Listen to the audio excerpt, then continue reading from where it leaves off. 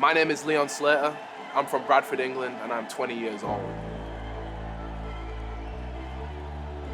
I've wanted to be a wrestler for as long as I can remember. There's not a single moment in my life, a single period where I can remember not wanting to be a wrestler. It all started from when my cousin, like everyone does, had kind of grown out of wrestling, and I managed to get his hand-me-downs. That was the video games, it was the action figures, it was the DVDs, and ever since then I fell in love.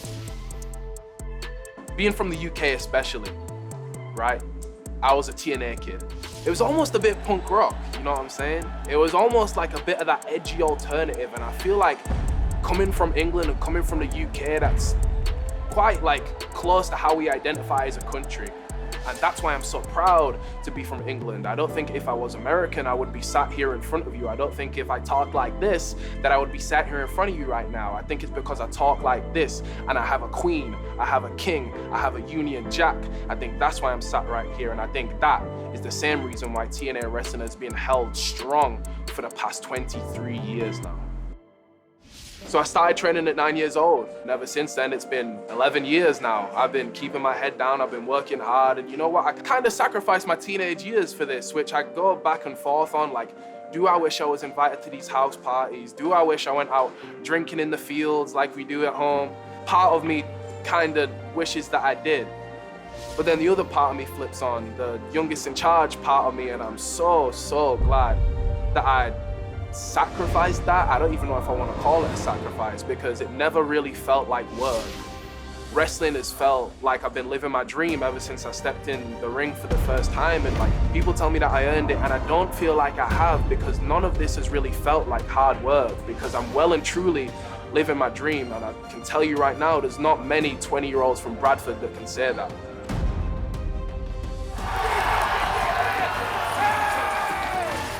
And it's all led to this point in my journey right now, where I am a TNA wrestler. And if there's one thing that kind of spurred me on, or one thing that I always keep in the back of my mind, it's the moment that my dad left us.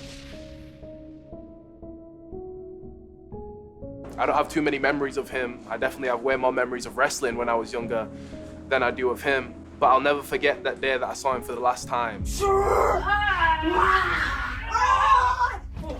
And it was a couple years after that, a couple years of being just me and my mum, that my little sister joined us. And ever since that day, it's been me, my mum, and my sister.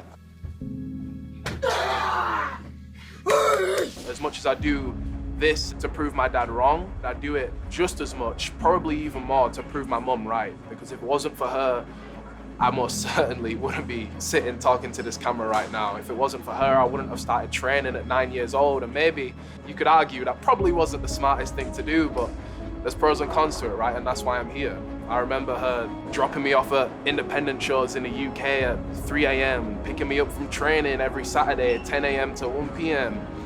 I remember it all, man. And Mom, I know you're gonna be watching this. I just wanna say thank you, because truly you are the MVP, and if it wasn't for you, I wouldn't be doing any of this. Having to be in these positions has made me mature in a sense, to where I don't feel like a kid. Yes, my age is young, and it's something I take massive pride in. It really does fuel everything I do. The reason for me trying to be the youngest in charge, trying to live forever, trying to be remembered, is so I won't have that feeling of being forgotten again. So that's why I jump off things 20 feet in the air and crash to the ground. That's why I jump over the corner post. That is why I do everything I do, and that is why I'm going to become the youngest X Division champion of all time. Because after Slammiversary, after July 20th, there's not going to be a single person that can ever forget me again, because my name is going to be in their record books for as long as I live, and far past that.